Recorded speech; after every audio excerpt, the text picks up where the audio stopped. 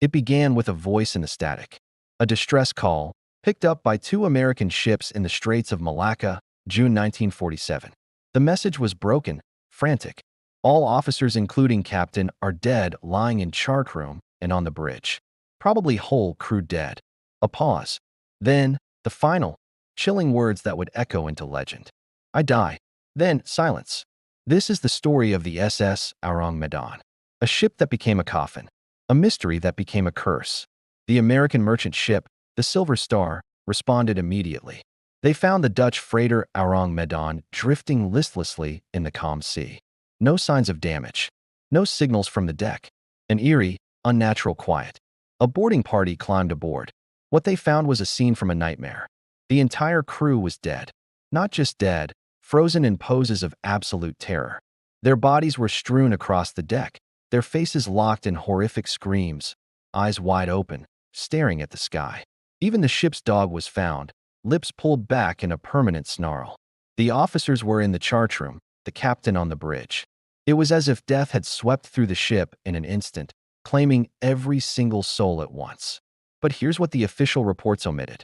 The rescuers reported something the official logs would later downplay: an unnatural cold that clung to the ship, despite the blistering equatorial heat. And there were no visible wounds. No signs of a struggle. It was a puzzle with no pieces. The Silver Star crew made a decision. They would attempt to tow the ghost ship back to port. But the Ourang Medan was not done telling its story. As they prepared the tow lines, a new horror began.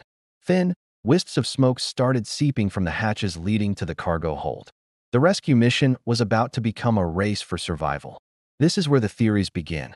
Because to explain the smoke, you have to explain the deaths. And for that, there are only terrible options. Theory 1, a cargo fire. The official, logical explanation.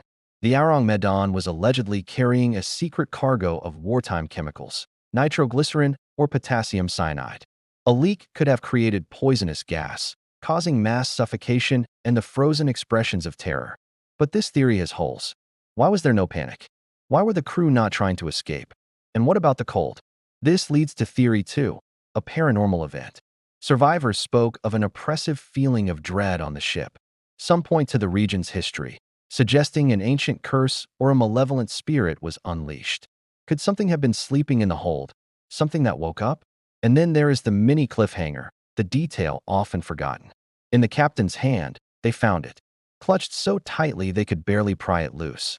Not a weapon, not a logbook, but a single, strange coin, unlike any currency from the region. An artifact that should not have been there. Was it a payment? A trophy? Or a key? Before anyone could find an answer, the climax arrived. The smoke from the hold thickened into a choking, black plume. The Silver Star crew had mere minutes to cut the tow lines and flee for their lives. They watched from a distance as the SS Ourang Medan was consumed by an internal fire. And then, it happened. A massive explosion tore the ghost ship in half. The blast was so powerful it was heard for miles. In minutes, the Ourang Medan, its dead crew, its mysterious cargo, and all its secrets slipped beneath the waves forever. The emotional peak of the story is that explosion. It wasn't just a ship sinking. It was the sea itself swallowing the truth. All that was left was a patch of oil, some floating debris, and a legend that would grow in the void of facts. So why does this story, from over 75 years ago, still haunt us? Because the Ourang Medan is the ultimate cold case. It represents our fear of the unknown, of the deep ocean, and of questions that can never be answered. It lives on in maritime law, in campfire stories, and in the minds of anyone who looks at a calm sea and wonders what secrets it hides.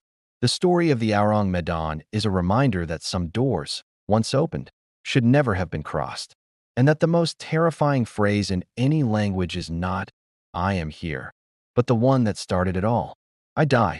If you believe some mysteries are meant to stay unsolved, comment "unknown" below. Subscribe for more stories from the edge of history. And remember, the deepest waters hold the darkest secrets.